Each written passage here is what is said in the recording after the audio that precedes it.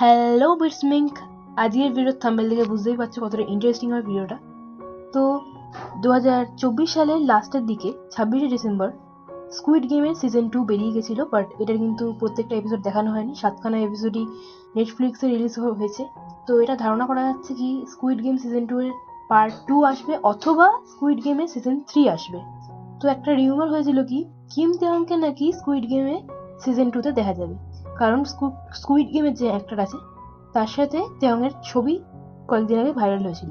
এছাড়াও স্কুইড গেমে যে গার্ডগুলো ছিল রেড ড্রেস পরা, সেই গার্ডের ড্রেস পরে তেওংকে একবার কনসার্টে দেখা গেছে।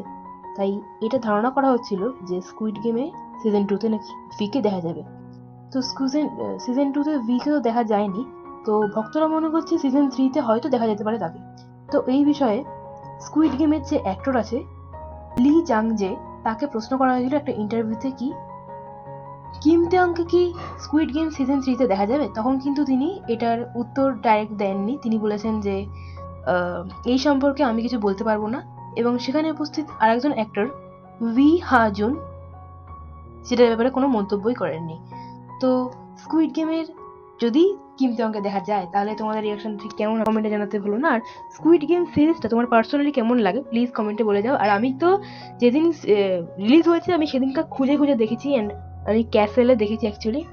তো ক্যাসেল যদি কারোর লাগে, ক্যাসেল একটা মড ভার্সন এপিকে, তো যদি সেটা লাগে কারোর আমাকে ইনবক্স মানে কমেন্টে জানাতে পারো, তাহলে আমি ওটার লিঙ্ক ডেসক্রিপশনে দিয়ে দেবো।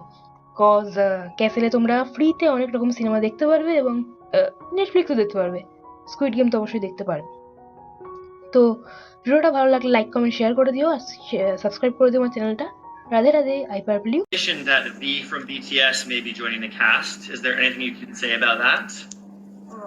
이런 추측인데 BTS의 B 씨가 그 캐스트에 포함되어 있다는 그런 소문이 있는데 혹시 말씀해 주실 수 있는 게 있나요? 그거 절대 얘기할 수 없어. I can't tell you anything about that. Feeling. Hello, India.